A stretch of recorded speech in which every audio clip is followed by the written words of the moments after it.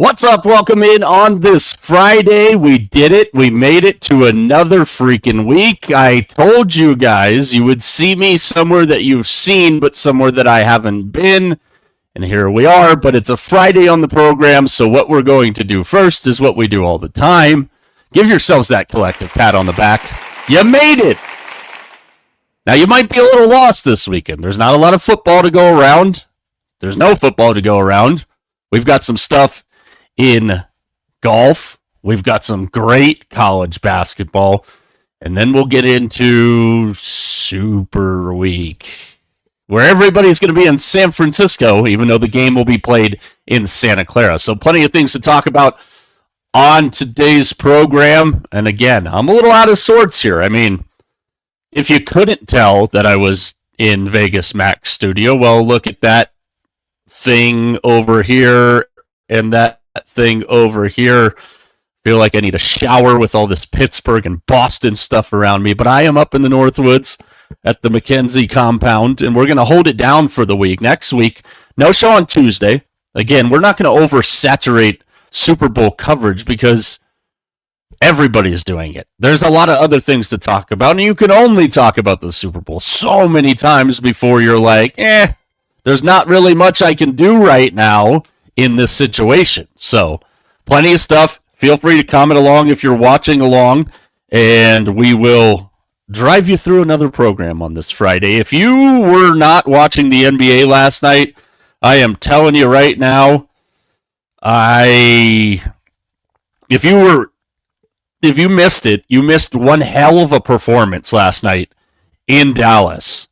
What? The Mavericks and the Hornets? And I missed a great game. You absolutely missed a great game last night because these two guys right here put on quite the friggin' show. Duke roommates, Cooper Flagg and Con Knipple last night stole the show in Dallas. An incredible game. The Hornets come away with the victory. And, you know, the fact that they were roommates at Duke, Duke is Duke. They're on more than reruns of Leave It to Beaver. We know that. And they took the NBA stage last night.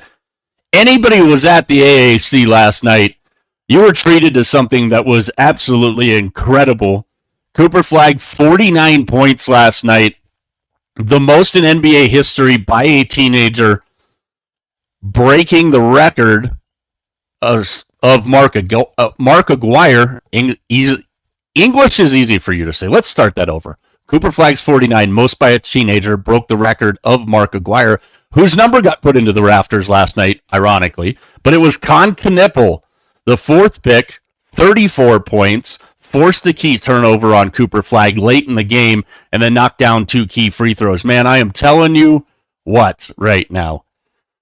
And here we go. We're going to start with this. And I know that this is actually Vegas Mac in Mama Mac's email right here, because who else would say love the Steelers shirt? Mac getting ready, all geared up for Kirk's and Caicos. Again, I gave you the warning yesterday. If your name is Kirk and you're anywhere in Bermuda, Bahama, come on, pretty mama, Kirk's and Caicos, Mac is going to find you. And if he can't find a Kirk, he's going to have somebody say their name is Kirk. We know how Vegas Mac is when he gets on the sleuth scale here. Excited for them to go enjoy that time. We're going to hold it down here. TJ will be with me next Wednesday night and next Thursday during the day. Friday, lunchtime live next week. You're looking at it. It is what it is. Back to Dallas last night. This Hornets team, and Vegas Mac talked about this just not even a week ago, I believe, on our social channels, at Mike Arana Show, everywhere but Snapchat and Facebook. I'm not going down that road today. We're going to stay positive today, as long as we can. This Charlotte team is a lot of fun to watch. And if you look at the layout of what's going on right now in the Eastern Conference of the NBA, Charlotte's trying to crash the party, if you will. They're trying to crash the Miami, Chicago, Toronto Invitational, also known as the play-in tournament. They're right on the outside looking in. Maybe they're looking to bump the Magic out of that spot. I mean, let's be honest here. The bottom could fall out of the Raptors, and we're going to talk about the Raptors. Ironically, we're going to talk about the Raptors in our final word today.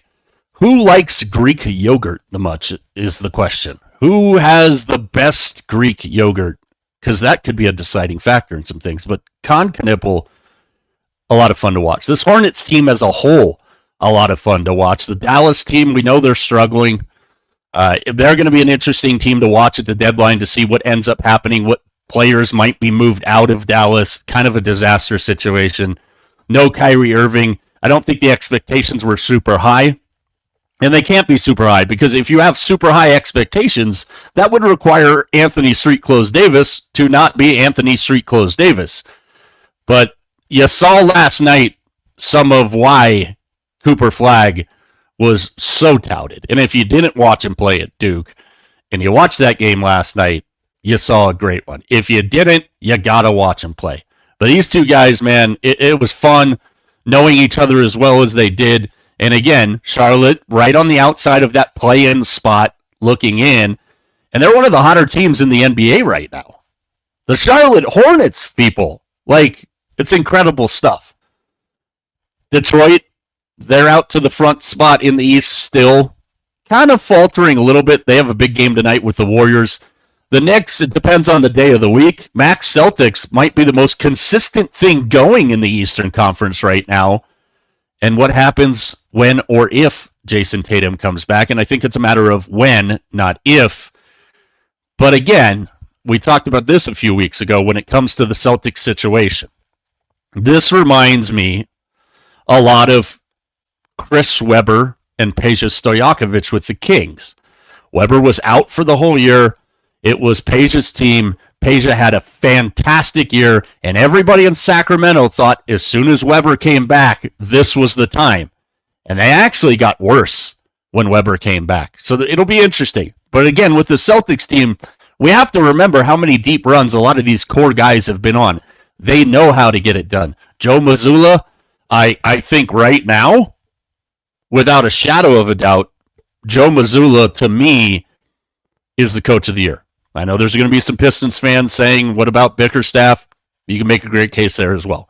But I think what Joe Mazzulla is doing in Boston and putting them in the position as you see there in third is absolutely incredible. Because we talked about it at the beginning of the year. We knew the East was going to be down. We had no Tyrese Halliburton, no Jason Tatum. We thought the Celtics would be towards the bottom, maybe find their way into a play-in if they were lucky, and then go forward. This Eastern Conference is getting a lot of fun to watch. There's a key here. You see the team that's right below Charlotte, Milwaukee. We know what the looming thing is with Milwaukee, and again, we'll get to that a little bit later. Let's flip on over to the Western Conference side of things. And not a whole lot's changed here. You've got OKC at the top still, and then that trio behind them, man. San Antonio, Denver, who is expected to get Nikola Jokic back tonight. We've got some stuff going on in the West. And then you get to the play-in spot of the West. The Phoenix Suns, been fantastic this year as far as what we might have thought they could have been and what they actually are. Can they sustain it? Who knows? Haven't seen Jalen Green and Devin Booker get to play a lot together yet, so who knows what can happen there. I think the Suns are an interesting team, too, because they have a little bit of a surplus of bigs, which are becoming a popular thing again. So what do the Suns do? How do they handle the deadline in trying to rebuild their team? The Warriors, how are they going to go? Portland, another team, playing fantastic basketball. And if anybody had an opportunity to fold like a cheap suit, it would have been the Portland Trail Blazers with the way the season started and the Chauncey Billups situation. That's been, in fact, the opposite, and they've played really, really well. Still under 500, but the fact that the Blazers are in a spot that they're in, pretty impressive so far. Do I think they're going to stay there? I don't think so. I don't think they have the staying power for the long haul, but definitely some reasons to be excited if you're a Blazers fan. Clippers, hot right now. Whether that translates into postseason success, who knows? Probably doesn't if we follow through on the past few years. So plenty of stuff in the NBA. Lots of good games on the docket tonight. The funny thing about the NFL is, obviously the focus is Santa Clara. A week from Sunday. Patriots, Seahawks. But for all the other teams that are already done, there's already some big decisions to be made. And everybody that's on the screen right here is about due for a contract extension. And some of these are no-brainers. The top 3 guys on that list, the 4th guy on that list, Jahmyr Gibbs, all 4 of those guys have earned every right of a contract extension from their respective teams. Where it gets a little interesting is the last 3 guys. And you're saying, why do you have a freaking kicker on there? Well, he's not just any kicker. That's Brandon Aubrey. But does Jera really want to pay big-time money to a kicker? I guess we're going to find out. I think the real interesting thing here is the 2 quarterbacks, in C.J. Stroud and Bryce Young. Now, I think, based on what we've seen, and based on their year this year, and there's a little bit of momentum going for the Panthers, is it sustainable? Can they duplicate it next year? I love Dave Canales. I think he's done a fantastic job there. Tetero McMillan, fantastic. What the Panthers do in the draft is going to be very interesting because we know this is a heavy wide receiver draft. And Coker played well. Leggett, not so much. Tetero McMillan, phenomenal year. You go add another stud wide receiver to this group in Carolina? Wow. But I think Bryce Young gets that contract extension, and I think he does based on this year. We know franchise quarterbacks are hard to find. Here's the flip side to it. When your franchise quarterback is kind of taking a couple of steps back, C.J. Stroud, what do you do? I mean, let's talk. We talked about the coaches Mac and I did on Tuesday, the coaching openings that were still available at the time, Cleveland, Arizona, and Las Vegas. As we know now, Cleveland, like they typically do, screwed up you insert analogy here in botching the Monken hire, and Jim Schwartz is pissed off and likely out the door. But the Cardinals, why are the Cardinals not a desirable job? Well, because they've historically been one of the most futile organizations in all of the NFL, in all of sports, really, if you look at their lineage and their history and how long they've been around and how many playoff wins they have. And why else is the Cardinals' job not very desirable right now? Well, the number one thing would be, who in the hell is your quarterback? Because if Kyler Murray's on that roster with that contract, not necessarily making it very desirable. If Kyler Murray gets traded, you really have no quarterback. So what do you do? And I think the Texans are in a similar situation with C.J. Stroud. But I'll say this. C.J. Stroud definitely regressed the last couple of seasons. That being said, how much of that is his fault? You got to really think about it. Because if you're on your back the whole time and running for your lives, how much of that is on the quarterback's regression and how much of that is a flawed roster, especially on the offensive line? And, insert question here, if C.J. Stroud's not there, what do you do with Houston at quarterback? You're going to have a quarterback in a lame duck year, and then it's going to cost you more, and you have more liability to possibly lose him. I think C.J. Stroud is somebody that people are looking at going, well, he doesn't deserve that contract extension. I don't think it's fair to pin it all on C.J. Stroud. That's just me. Maybe you've got a different side of it. The Texans have to protect that kid. They have to. Because we saw when he came out and busted onto the scene when he had a decent offensive line that was keeping him protected with the weapons that they have. You know I love Nico Collins. I think he's the most underrated receiver in all of football. But you got to be able to have your quarterback upright to get him the damn ball. So the Texans are in an interesting spot there. And then Brandon Aubrey. T's talked about this all the time. T sucked me into the kicker point bet this year. Mac has sucked me into the pitcher out bets. Brandon Aubrey is automatic. He's automatic, and that is so hard to find. Look at what the Niners went through with Jake Moody before they got Eddie Pinheiro. Look at what the Ravens went through at the end of the season with Tyler Loop missing that big field goal. Like, automatic kickers Do you want to pay a kicker a whole lot of money? That's the question. And knowing Jerry and the way Jerry likes to do business and operate and do things, it wouldn't surprise me if he doesn't want to pay the piper, if you will, on Brandon Aubrey. But how do you take a kicker that's automatic from 60 plus? Brandon Aubrey, Cam Little, guys like that, man, you can't find guys like that. Interesting spot there for Dallas. How does Jerry handle it? That'll be something fun to watch as we go forward.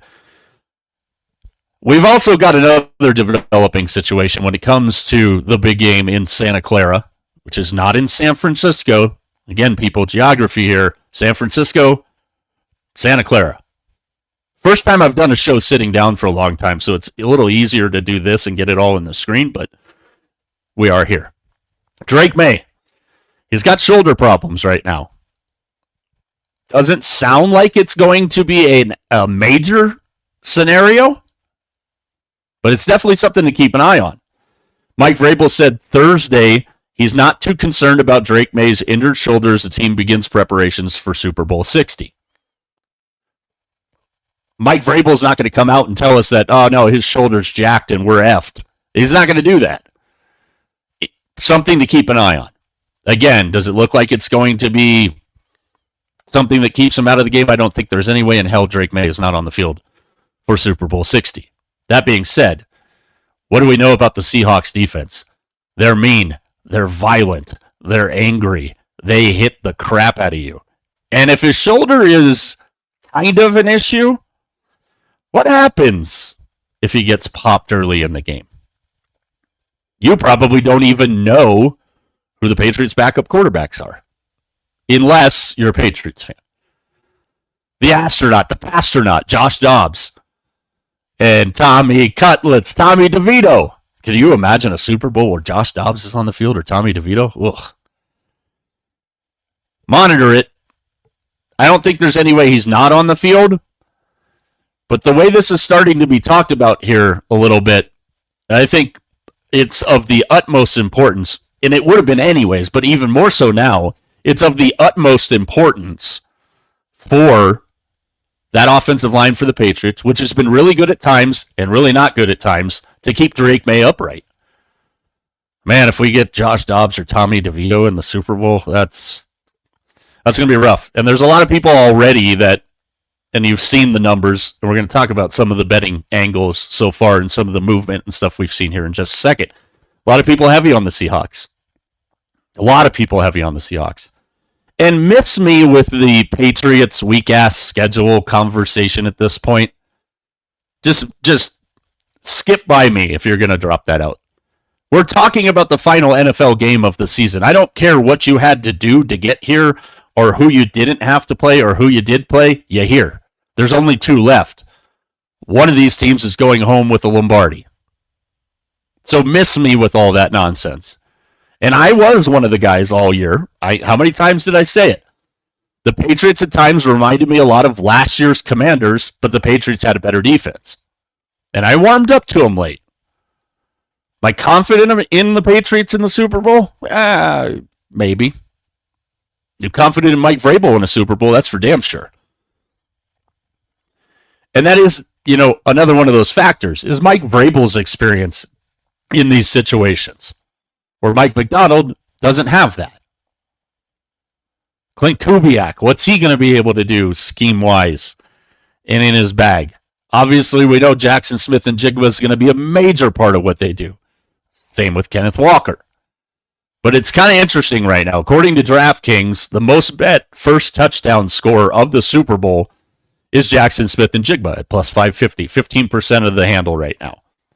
Jackson Smith and Jigba and Seattle's defense special teams finding pay dirt have become bad results for the book right now, according to BetMGM trading manager Christian Cipollini in an email release. Seahawks defense, man, I like that play for a touchdown. I really do. Because as we know with the Seahawks, what makes them so great defensively is they can pressure your quarterback without blitzing, and they put you in those bad positions behind the sticks, and that's when they really come after you. And we've talked about the different the Seahawks defense at every freaking level is ridiculously good. Ridiculously good. Ernest Jones playing his ass off all postseason long. You know I love Nick Eamon-Wari. If we can keep Reek Woolen from having a dumbass penalty at a key part of the game, that Seattle defense looks impenetrable right now. More on this as we pull up some MVP odds here, currently as they sit for the Super Bowl. The 23-year-old's anytime touchdown prop, still speaking of Jackson Smith-Njigba here, minus 110. It was plus 100. Heavy action has moved that to minus 110. Smith-Njigba has the highest receiving yards total, over under 95.5 right now. He's gotten the most wagers, the most receiving yards market, as well as the most receptions market. This is interesting, because if you think back to Super Bowls past, MVP market and how this extends to it. Right now, as we sit, as you can see on the screen there, Jackson Smith-Njigba plus 550 to be the Super Bowl MVP. He has the shortest odds for a wide receiver to win the Super Bowl MVP since Larry Fitzgerald in 2009, when Fitz was a plus 400. We know what happened. The Steelers beat the Cardinals. Obviously didn't work out for Fitzgerald when it comes to that. But looking at this list, and we talked about this the other day, T will have his MVP picks next week. We didn't get to get his. He had to bounce out early the other day. But Ramondre Stevenson was the guy I targeted from a reverse side here. I love the value. I got him at plus 3,000. You can see he's down to plus 2,500. Another guy I kind of sneakily, there's good English. Another guy I kind of sneakily like in the MVP market, if I'm looking from a Seahawks side, the obvious is Sam Darnold, Jackson Smith-Njigba, and Kenneth Walker. I kind of like Rashid Shaheed. Can see him getting a kick return for a touchdown. Can see him getting a long reception for a touchdown. I think there's some good value there. I think it's absolutely laughable, but I understand why it's on there, that Drew Lock is on there, the backup quarterback for the Seahawks, at plus 7,500. Same as Travion Henderson, plus 7,500. It's very hard to predict a Super Bowl MVP because to the average casual bettor that you're betting, $5, $10, maybe $20, it depends on what you're looking for here. You're looking to get rich, you're looking to have a good time, make a couple bucks, pay for your Super Bowl party. Next week, we're going to have all kinds of stuff as far as Super Bowl parties go, and you'd be surprised to know where the most pizza is consumed on Super Bowl Sunday. Right up Vegas Max alley and right in Vegas Max neck of the woods. So we got plenty of stuff there. So value-wise, we'll keep an eye on these numbers. We're going to look at them every show. Again, Wednesday, Thursday, Friday next week, our 3 shows next week.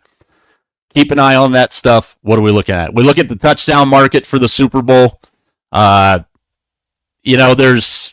It's about standard. I don't see anything that really jumps off the page. I'm probably going to try and get a little froggy with some of these touchdown picks. Like, look at guys like Jake Bobo. If I'm going to toss $5 on something, I want to have a good time with it. Jake Bobo. I'm going to Kayshon Boutte, my boy, Max boy. We always love grabbing Boutte at Super Bowl time, but some interesting stuff here. I do really like Jackson Smith-Njigba for 2 touchdowns in this game.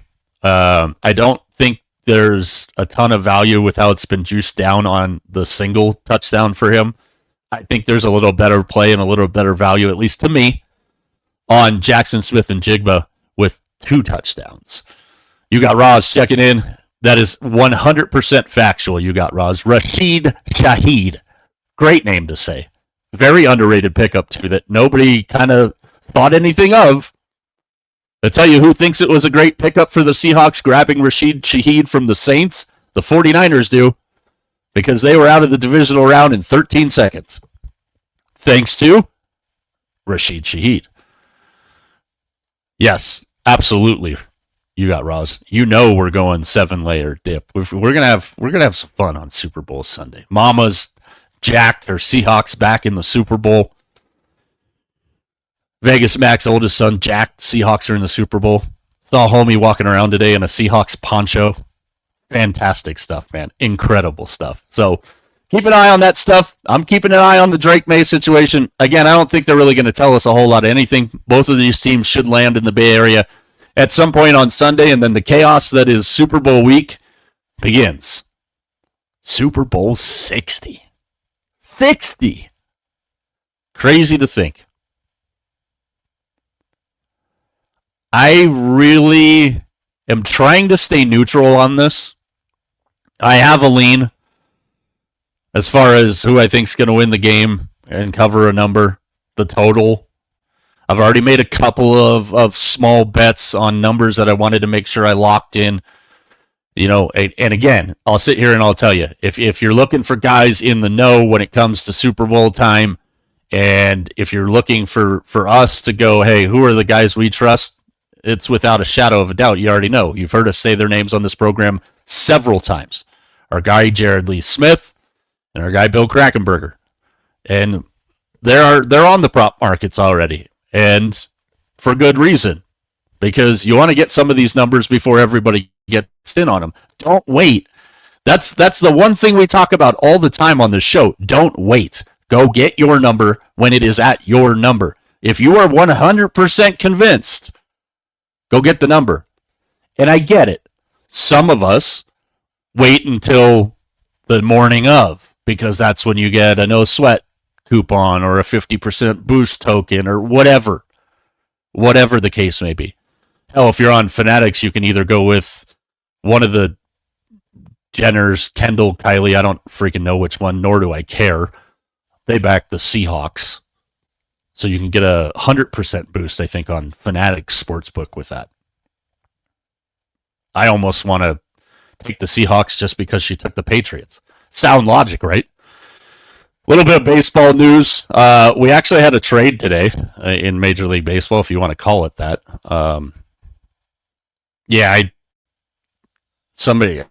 As soon as I say this name, somebody's going to go, who?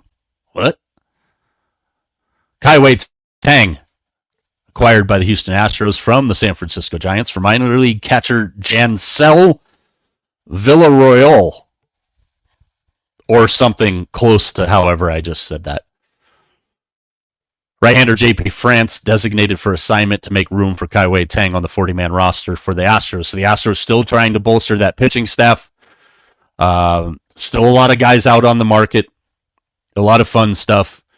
Some questionable stuff, too, like how this guy is still possibly a major league pitcher. Craig Kimbrell, minor league deal with the Mets. Okay. Not gonna. I'd be shocked if he makes the roster. He was DFA'd last year, and nobody wanted to give him the time of day, and that was it. So the Mets bringing him in, minor league, no harm. Probably doesn't make the roster. Hilarious to me that he's still getting opportunities, but hey, good on him. You can still get paid to do what you love to do, then do it, man. Do it. Don't know it's going to work out for any positive returns for the Mets, but again, it's a low-risk, high-reward kind of proposition for him. I'm really interested to see how the next couple weeks go. We're getting closer and closer to getting pitchers and catchers reporting. Spring training games will be going before you know it. We're going to have plenty of stuff when it comes to baseball as we get closer. Obviously, anything that happens, we're going to keep you apprised of. Julio Rodriguez joining the list of the big names suiting up for Team Dominican Republic in the World Baseball Classic. Let me ask you this. Mac and I talked about it. Does the World Baseball Classic do anything for you? Because for me, it doesn't. I watch the games, but it's not a priority viewing to me to watch the World Baseball Classic. Of the guys on this show, yeah, Vegas Mac's going to be all over it. He is jacked for the World Baseball Classic. Just never been something I could really get into. I don't know. Really isn't. Great point here from You Got Roz. Speaking of all these guys still hanging out. Similar to a couple years ago. All the Boris clients want big money. They're all going to end up in short-term deals. Again, the impending lockout, I think, absolutely has something to do with why some of these guys are there and why some of these teams are not willing to commit to major long-term deals right now. We need a cap, but we need a floor more. I have drawn my line in the sand. That's the hill I will die on. You have to force the bottom to try to level the playing field. I don't think we're going to get a cap. I really don't. I don't think the players want anything to do with a cap. And why would you? It limits your earning potential. That being said, we need to make the other teams, the Colorado Rockies, etc., spend freaking money. Try. I dare you. What could happen? You maybe go on a really good 2-week stretch and you sell about 5,000 more tickets. That's income. We need a floor. More than we need a cap. But we need a floor first and then maybe a cap. But I don't think the players are ever going to go for it. And I don't blame them. You've got multi-millionaires and some billionaires, some multi-billionaires. Try. How many times can we say it? One less vacation home, one right fielder. One less fancy toy or the 17th car in your fleet, you have a second baseman. San Francisco. I'll be very interested to see what happens over the next couple weeks. And then, of course, because it's Friday, the final word on a Friday, and to quote NBA Jam, this is heating up. And who's going to make the move here? Because this is a really interesting spot. Because right now, if you're going to look at the nuts and bolts of everything and who can do it and who can't, if the Bucks are going to trade Giannis before next Thursday's deadline, and we will, as we mentioned yesterday, we will be on Lunchtime Live next Thursday as soon as that trade deadline hits. So up to the minute, everything we can gather down to the very last second. I honestly believe at this point, and if you're reading between the tea leaves or you're just reading in general, Golden State's going to be the most aggressive suitor for Giannis. And if we're talking about making a deal within the season, they probably have the best group of assets that they can add to a package for Giannis. The Jimmy Butler thing, I think, ramped this up more than anything in the world, and we talked about that yesterday. The Warriors have long had a love affair and an outside affliction, whatever word that I can't think of right now that you're thinking of, for Giannis. It's always been a thing. Giannis and Steph. How do you do it? The Warriors owe it to Steph Curry to try and get him one more run, and Draymond Green, and Steve Kerr. And I'm interested to see the timing of this, if it is indeed the Warriors. Does Giannis make it contingent on knowing that Steve Kerr will sign an extension, which he has not done yet, before he's willing to come to Golden State? They have 4 future first-round draft picks, the Warriors do. They're the team with the best chance to make a 2-team deal with the Bucks, straight up. Does that mean trading an injured Jimmy Butler on a dollar-for-dollar match for Giannis, throwing in Jonathan Kuminga, and then throwing in the 4 future firsts? I hate to break it to you, Golden State, but if that's what it takes, and you're really serious about it, that's what you're going to do. Now, the other side of this is Milwaukee waits until the offseason, when everybody knows where their current draft pick for the upcoming draft is, and more people have more assets, more things to move. The Knicks, the Wolves, and the Heat, also players in this, but they don't have the assets that the Warriors have to make this move. So the likelihood that one of those teams makes the move by next Thursday, I think, is very, very slim that it's one of those teams. I think if he does get moved by next Thursday, he's going to Golden State. Warriors fans, and I've talked to a lot of them about this, really torn. Do you mortgage the future for one more chip? Hell yeah, you do. Because here's the thing. You can get Giannis there. And let's be realistic here. Steph Curry have 2 more great years in him? Probably. Is it going to be hard for the Warriors to put a team around Curry, Green, and Giannis? Absolutely. But you already seen the Warriors do that with Kevin Durant. So if Giannis gets moved, I'm going to stand on my soapbox right here. If he gets moved before next Thursday, I think he's a Warrior. Which, if you're a Warriors fan, scary times in a good way. It's interesting because we've seen this and the picture right there from Giannis booing his own home fans that were booing the team. Just what? I don't even think it was a month ago at this point. There's a couple different things at play here. And you got Ross again rolling today as you got Ross. That's a very good possibility there as well. You could mortgage your future. And like T brought up yesterday, I mean, let's be fair to the situation. Giannis is 31. A lot of miles. Probably still has plenty of good basketball left. In fact, I'm sure he has plenty of good basketball left. But that is something here. So do you mortgage your future? Does Giannis come in, time up his contract with Steph and Draymond and a possible Steve Kerr extension, and then leave Golden State? You know what? If you're the Warriors, I still think it's worth the risk. Because when we pulled up the graphic earlier, and the Warriors are in the middle of that play-in tournament, if you will, in the Western Conference right now, if you were looking at the standings right now, well, guess what else Giannis does? Assuming you can get him healthy.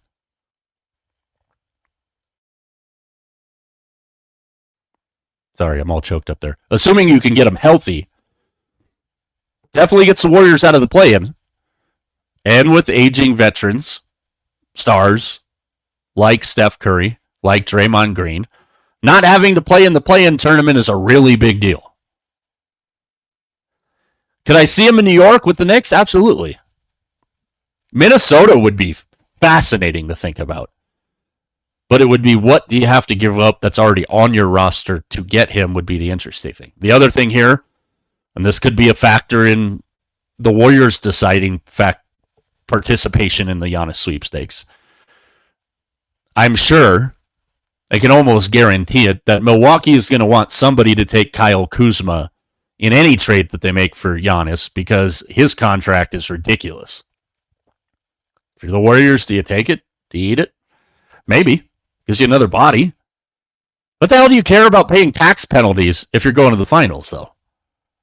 And I think the Warriors owe that to Giannis. I think the only team he gets moved to if he's traded before next Thursday is the Warriors. It's a decision the Warriors have to make. And it's a decision that Joe Lacob, the owner of the Warriors, really has to make because he's the biggest Jonathan Kuminga fanboy on the planet. And this is why on our show, like a year and a half ago, I was begging the Warriors to trade Jonathan Kuminga then. Because the reverse of what could have happened with that situation is exactly what's happening to them right now.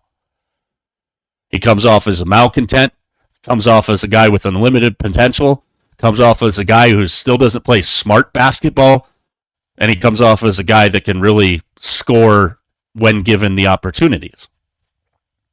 Well, then Steve Kerr should play him more. Not if it doesn't fit to what the team's doing.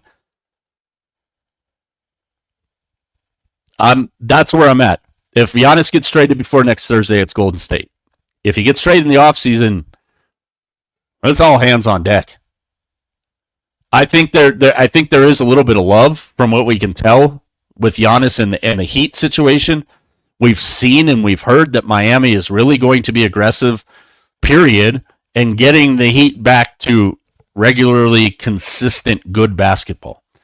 I think the Minnesota thing is fascinating. Can you imagine Anthony Edwards and Giannis on the same damn team? Oh. New York also fascinating because he'd be in New York. He'd be playing for the Knicks. He'd be playing with Jalen Brunson. But I don't think those other three teams on there, Minnesota, Miami, and New York, can make the deal in the season. And if they do, it's going to have to involve multiple teams. You're going to hear about it all weekend. It's going to be all over the place all weekend. It's going to dominate the news cycle next week. And don't forget, it was, ironically, the last Super Bowl that was played here in Arizona, Chiefs and Eagles, the Monday of Super Bowl week, it actually was broken on Radio Row that Kevin Durant was coming to the Suns. You know, the NBA would love to get a little bit of that Super Bowl week attention. And Giannis is definitely the needle mover in that scenario. You know, what happens with Ja Morant and Anthony Davis? I mean, one guy's always injured, the other guy's injured and kind of a problem. And I also think neither one of those guys is even considered to be moved until everybody sees where the chips fall with Giannis. If you're Milwaukee at this point, if you're the Bucks, he got you a championship. He's done a hell of a lot in the community.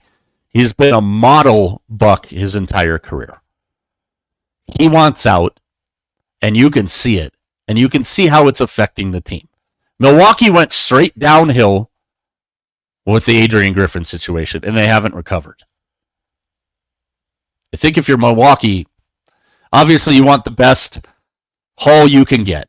You want to put yourself in the best position going forward. At the same time, it's equally as important to get a guy out of town that doesn't want to be there. And Giannis is not the guy that's going to, and I'll use Jimmy Butler for an example here just because he's the most recent one. Jimmy Butler flat told the Heat, I ain't playing. Giannis isn't that kind of guy.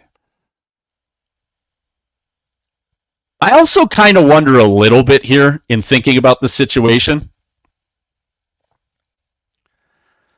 I wonder if Giannis is as hurt as we're led to believe right now with the calf.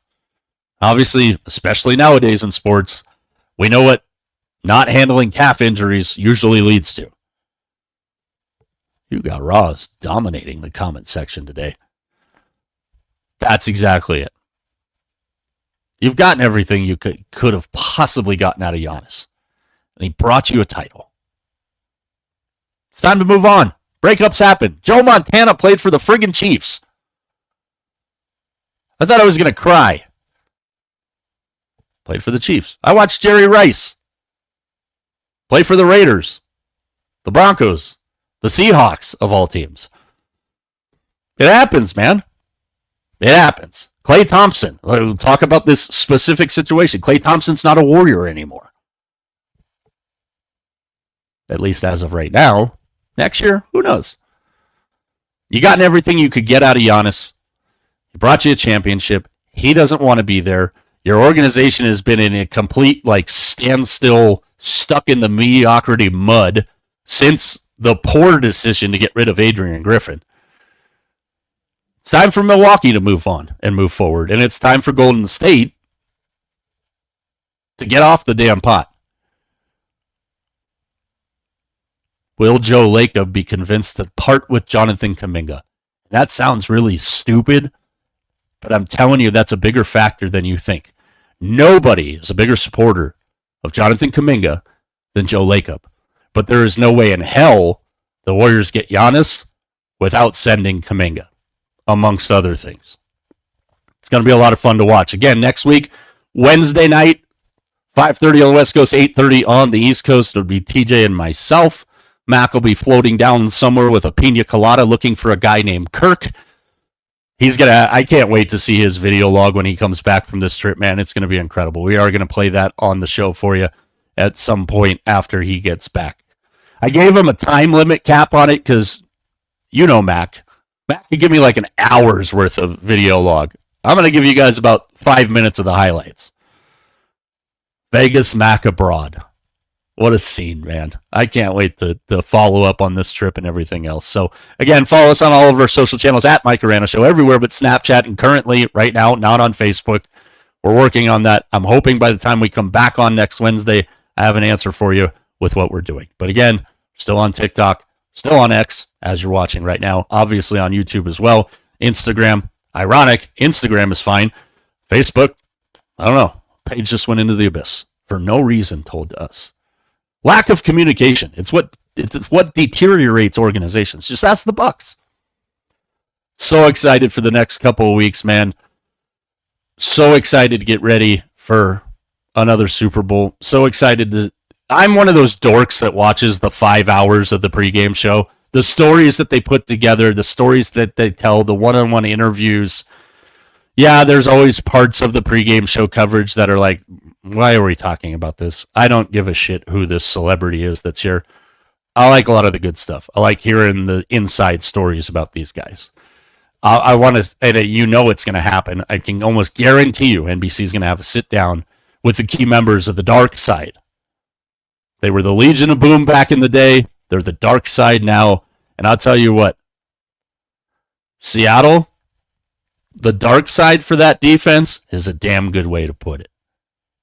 The retribution. Do you run the ball from the 1 yard line? All that stuff. There are so many storylines of this Super Bowl, and we're going to try and take you through next week on all the ones that we feel are pertinent. Obviously, we're going to make some plays, and we're going to get it done for you. So, for everybody behind the scenes, for TJ, for Kirks and Caicos Vegas Mac, I'm Mike. We will talk to you next Wednesday night in these forms all weekend through on our social channels at Mike Arana Show. You know the drill.